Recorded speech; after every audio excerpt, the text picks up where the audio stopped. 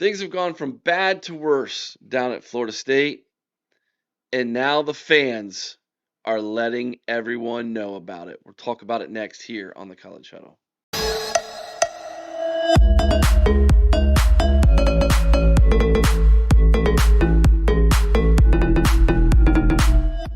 You have landed at the home base for the College Huddle's 87 independent podcast from coast to coast, covering your favorite schools, including Florida State. And this is what we're going to talk about this morning after last night's disappointing loss on the road at NC State. Florida State loses again. They are now 5-6 on the season, and they need a win over non-conference rival Florida next weekend in order to get to 6-6 and get back to a bowl game in year number 6 of Mike Norvell.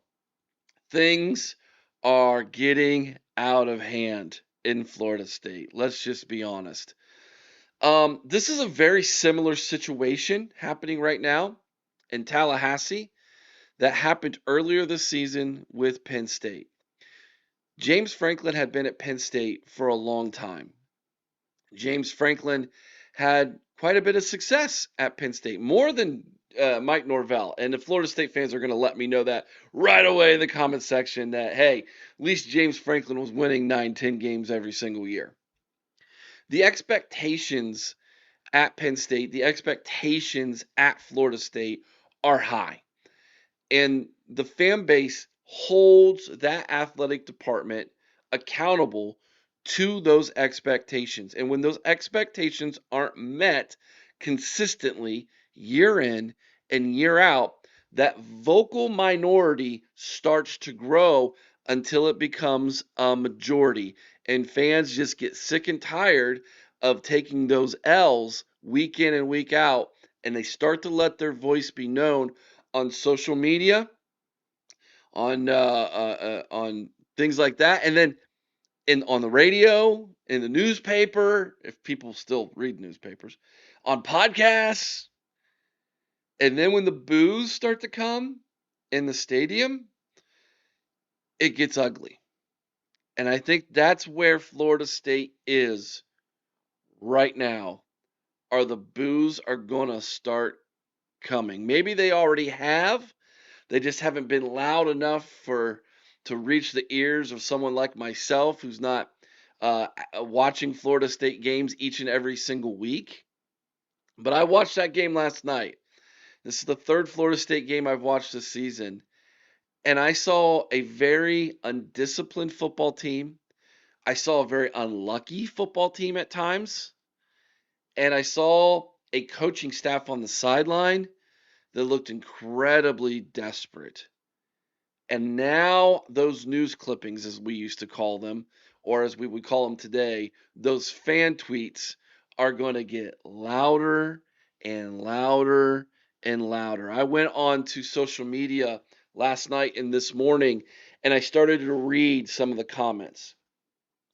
And if you go to the official Florida State social media sites and you look at their posts last night following the game, and you go to the comment section, the majority of the comments are going to be negative from the fan base.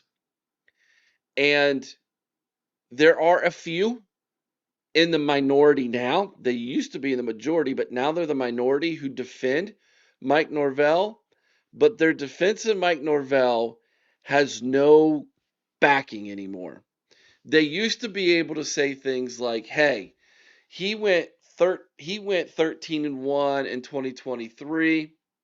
We should have went to the college football playoff. You can't put that on Mike, and he's just been unlucky the last couple seasons, and et cetera, et cetera, et cetera.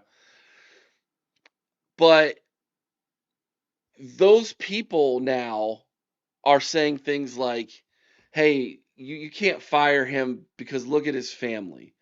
Or he's a good Christian man, as I've seen some people say.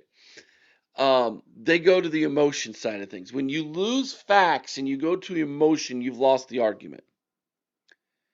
And so now that vocal minority who wanted Mike Norvell fired is the majority, and they have all the facts now on their side. You have 6 years, basically. 6 years of Mike Norvell in Tallahassee. What has he done? 38 and 33 overall in those years. Not good enough. 22 and 26 in the ACC, in a conference that even the Florida State fans will say isn't the SEC or the Big Ten in talent level. That is unacceptable. Unacceptable. 1-7 in the conference in 2024, 2-6 this season is where he'll end up. Unacceptable. And if they don't beat Florida next week and get to 6-6, a Florida team, mind you, who will not have a winning record in 2025, but yet if Florida State loses to that team, there's an argument to be made that Florida State is the fourth best team in the state. That South Florida, who beat Florida earlier, might actually be better than Florida State. And this is a Florida State, mind you, that beat Alabama in week 1. And so when you look at that, you have to say to yourself, like, man, that was some serious fool's gold. Because when Florida State wins that football game, you say to yourself at the time, hey, maybe they're back. Maybe Mike Norvell found something here. Got the quarterback he wanted. And things have just fallen apart as the season's gone on. And there's a lot of different reasons for that. And this isn't the video that we're going to dive into that, but I would say the biggest issue Mike Norvell has at Florida State, and tell me if I'm wrong down in the comment section below if you're a Florida State fan, he's not established a winning culture there. It's a loser's culture. And all you have to do is look at the lack of discipline during the games, the fact that the ball just doesn't bounce their way at all, and there's a here we go again from not only the fan base, but in the body language by the players and the coaching staff. And the players are going to follow the lead in the coaching staff 9 times out of 10. I picked up on that last night, and I thought that was incredibly interesting from an outsider looking in to see that. So now you have a very vocal fan base who is done with Mike Norvell. They're checked out, man. Completely finished with him. And I get it. And here's the thing. I said it to the Penn State fans. I'm going to say it to the Florida State fans. Do not apologize for the standard in which you hold your head coaches and the athletic departments of the schools you root for. Do not apologize for that standard. That is not your job to lower your standards as a fan based off of their inability to win. Okay? That is not your job to do. And if any fan comes at you within the fan base and says you should lower your standards, then why? What? Just because you want to be a nicer person? I say no. No one in business ever got to the success they got in business by lowering their standards because they wanted to be nice. That's not how this works. And at this point, this is a business decision that has to be made there at Florida State. Mike Norvell's buyout, mind you. I did some research this morning. Mike Norvell's buyout is currently at 61.8 million. Now that drops to 53 million after the 2025 season. So give or take a little over 9 million or 8 million. So just under 9 million will be the buyout. 9 million less, excuse me, if they wait till after the season. If they can't wait anymore and they get able to find that 9 million somewhere and they pull the trigger on it, it'll be 61.8 million. That's not going to happen. They're going to wait till after the season.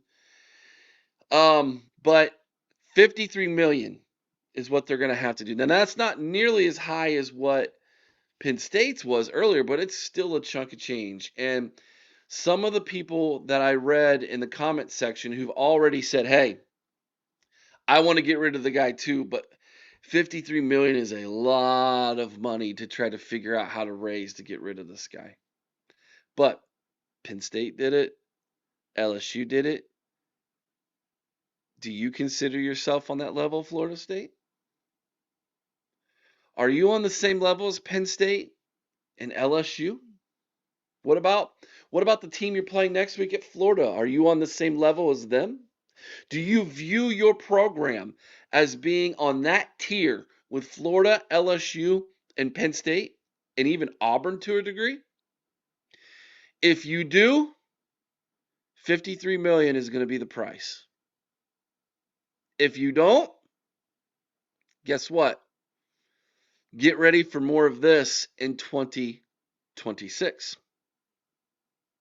Now, you would say, and I get it, if we were to fire him, where do we go? This is an argument by the same people who make the argument of, hey, he's a good guy. You're not a true fan if you're not rooting for him and your team. The same arguments you're going to get from those people who are now the vocal minority in defending Mike Norvell in the program. They're going to come back with who you're going to get that's better. That's the next argument people go to. It's a loser's mentality, by the way. It's a complete loser's mentality. In this, especially now that you have this crazy coaching cycle that's going on, where you have Florida, LSU, Auburn. If LSU gets Lane Kiffin, then Ole Miss will open up. Penn State job's still open, right? Like, who are you going to go get? Well, here's the name you all keep throwing out there. Jimbo Fisher. I mean, you're going to love it or you're going to hate it, right? At this point, he's available. He would come back. He was there watching a Florida State game at your stadium this season. By the way, Jimbo Fisher, 82-23 when he was at Florida State, 45-25 when he was at A&M. Would you take 45-25 right now at Florida State? I bet you would over Mike Norvell. I bet you would. He was 48-16 lifetime in the ACC in the 8 years that he was your head coach there at Florida. 8 years of Jimbo Fisher, 6 years of Mike Norvell. And when you just look and you compare the two, it's obvious why a lot of Florida State fans go, I'll take him back. I'll take him back. By the way, when you take a look at what Jimbo did with a 783 winning percentage while he was at Florida State, compared to what you got from Mike Norvell, which is at 535 right now. Oh yeah, by the way, Willie Taggart in his 2 years of under 500 at 429 winning percentage. It's no wonder why I see so many people saying, yeah, give me Jimbo Fisher back. But here's the thing, there's still this ghost of Bobby Bowden. 2 national championships in the 90s, right? And that lingers, that just hangs over the program. That this fan base has this hunger and desire for to taste again. And I think it's evident Mike Norvell's not going to make that happen. Even in his great season in 2023, there's no data that says, hey, when he gets to the college football playoff, he was going to win. Now, there might be this belief that with that team, if the injury doesn't take place, yeah, you could have made that happen. But this guy actually did win one. And I understand the argument.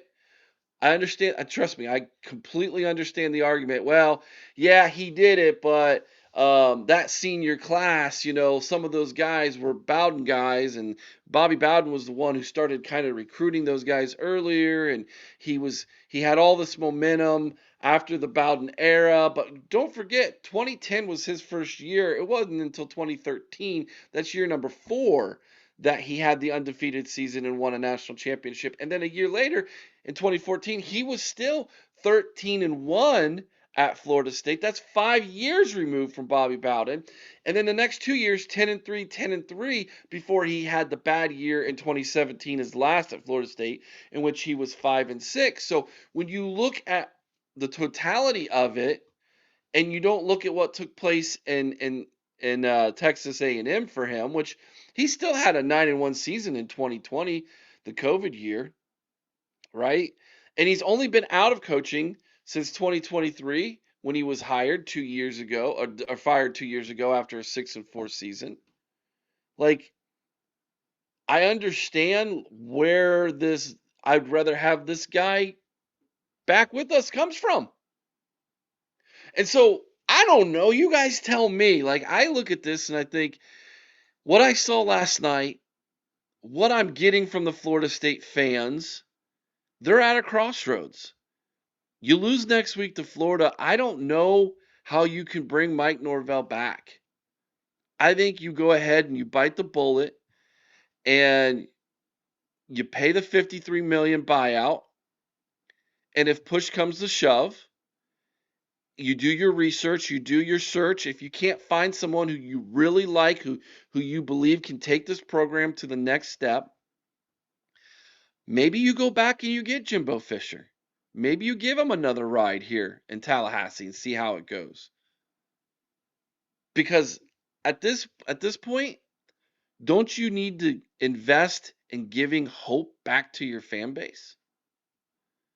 In this era of NIL, in this era of transfer portal that we live in college football today, and again, that's one of the reasons why Norvell's failing right now at Florida State. I'm not getting into all of that, but in this era that we are in, you have to give your fan base reason to invest in your product. And if you don't, they're going to show up with boos or not show up at all, and it's going to incredibly hurt your bottom line. In business, sometimes you have to weigh out the pros and cons. Sometimes you have to spend money to make money. That's where Florida State's at right now. They're weighing up the cost, and this is going to come down to a financial decision. And Florida State fans, you can influence that decision. Penn State did. LSU did. Will you? That's the question. Let me know what you think about what I think down in the comments section below. Enjoy your college football Saturday, everybody.